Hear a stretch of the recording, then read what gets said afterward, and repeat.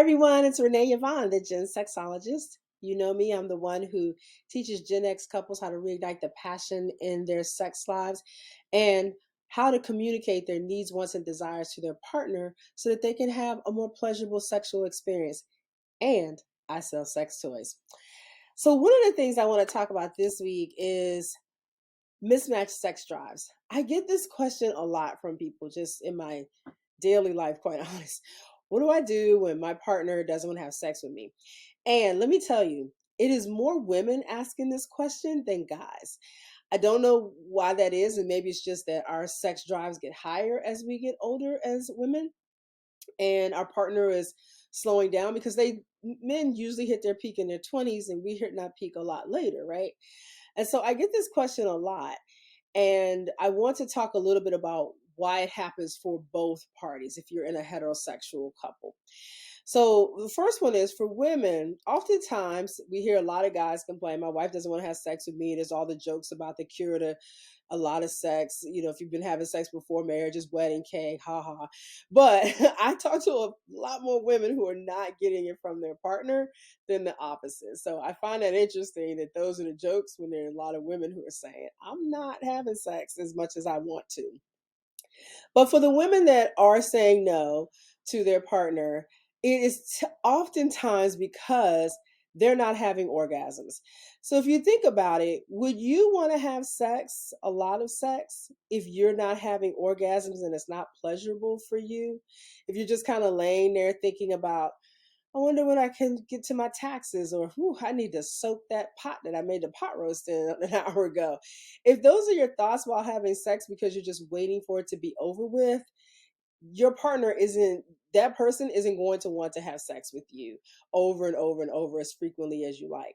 So one of the things we need to check out is your partner having orgasms? Is it pleasurable to them? Because if it's not, they will choose to do something else like sleep or, scour that pot from the pot roast, right? That would be, at least they're getting something done.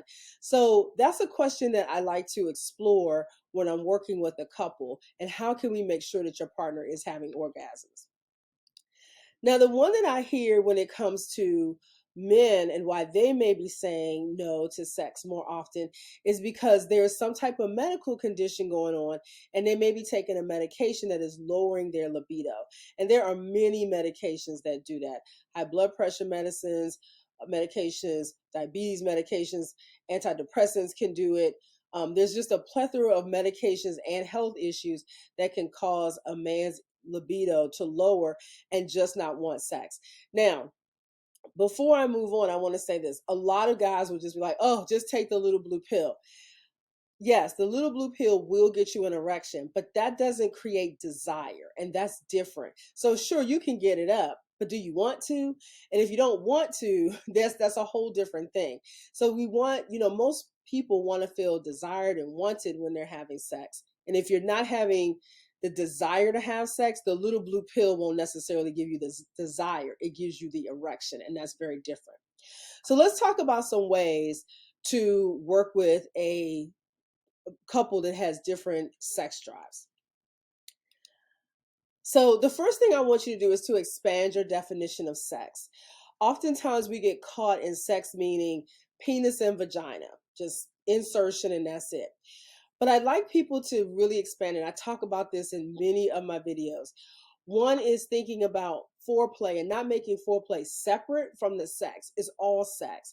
So maybe there's more oral going on. Maybe there's more sensual massage going on. Maybe there is more massaging of genitals and erogenous zones and less focus on the actual penis and vagina sex. Maybe there's more breast massage going on, or finding out what erogenous zones work for your partner.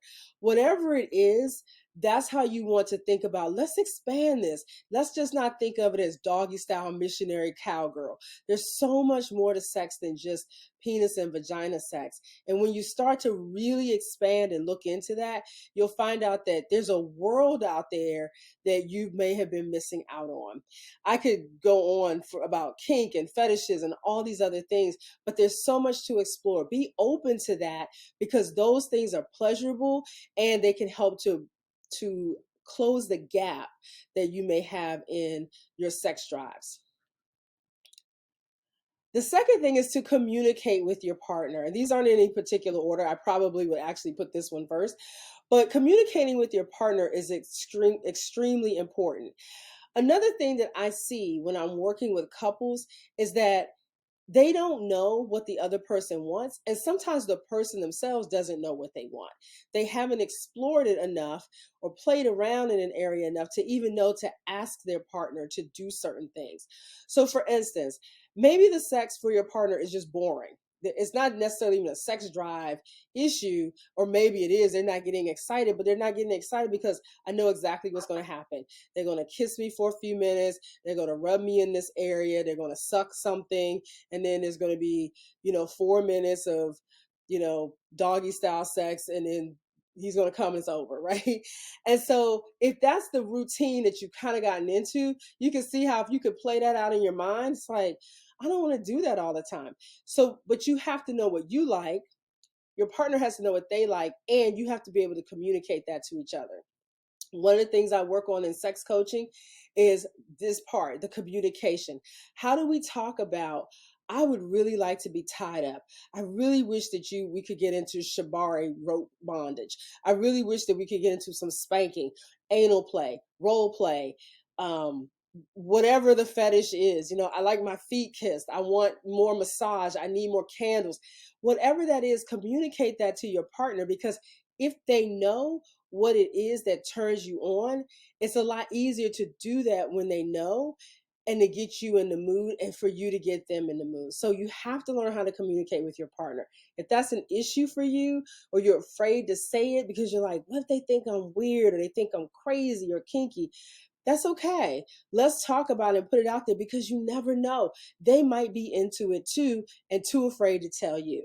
So let's talk about that.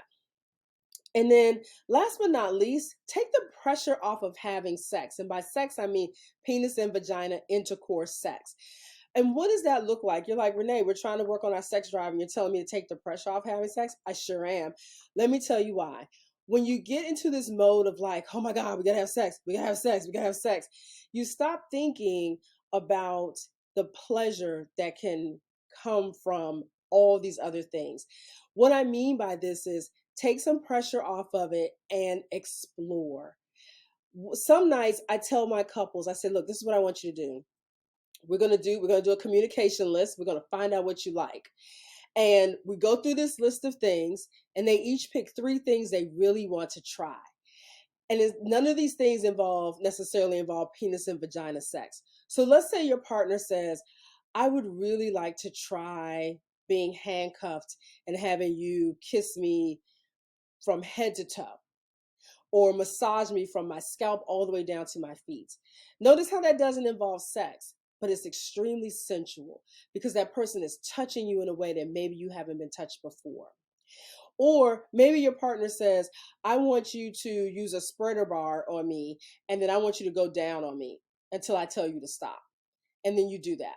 So taking that pressure off of the actual penis and vagina sex can make the actual sex much better. And it helps you to explore so much more that you may be missing out on by rushing straight to the intercourse part. So I just want to tell you this to end. I'd love for you to set up a time, a hot sex huddle, as I call it, aka a discovery call. These are free. And I'd love to talk with you about how to communicate your needs to your partner, and to work through the communication issues, and to get your sex drives in the same place. I can help a lot of couples, and I've been told by a lot of couples I've helped save their marriages, and I am way cheaper than a divorce. My name is Renee Yvonne, the Gen Sexologist. I'd love to talk with you. You can reach me at any of those, the number or the email address, and I will see you next week. Bye.